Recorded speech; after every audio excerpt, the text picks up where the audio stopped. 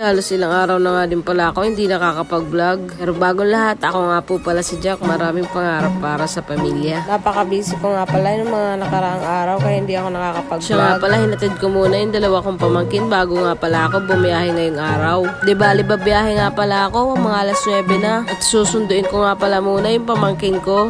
At pagkasundo ko nga pala sa kanya, saka na nga din pala ako babiyahe. Gusto nga pala sana ni nanay siya na magsundo. Kaso sabi ko maglalakad pa siya. Hatid ko nga pala sa batang to sa bahay, babiyahin na nga din pala ako. Fast forward na nga pala tayo mga par, nag-aantay na nga din pala ako na first booking ko. Ayun na nga mga par, may nakuha na nga pala tayo. Santa Rosa nga lang din pala yung pick up ko, tapos drop ko naman sa Kabuyaw lang pala. Di bali prutas nga pala, hindi deliver natin ngayon mga par.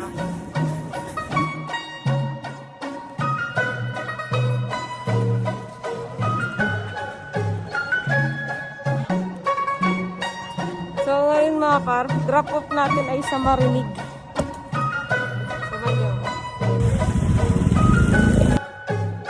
Ayun na nga mga par, ang problema nga pala natin, hindi ko nga pala na video yung pag-drop natin ng prutas. Kaya direkta na nga din pala tayo sa pangalawang booking mga par. Kabuyaw to kabuyaw na nga din pala yung pick up at drop ko. Buti na lang talaga, malapit lang. Dahil nga pala sa sobrang init ngayon, huwag nyo nga palang kakalimutan magdala ng tubig mga par. At yun na nga, dumating na nga din pala tayo dito sa pagdadrapan ko. Sabi nila mag-doorbell ako. Kaya may doorbell. Napakataas. Tapos ang doorbell nila.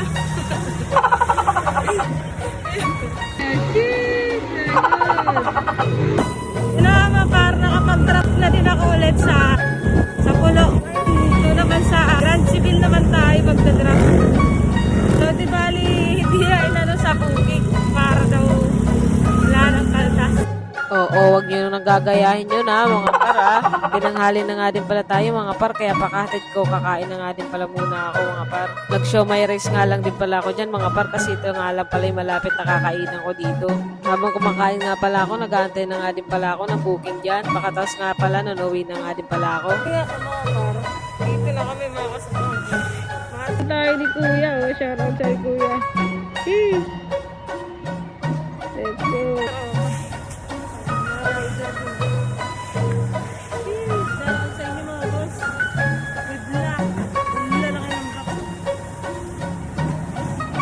Tapos ko nga pala i-drop tong malalaking box na to, uwi na nga din pala tayo.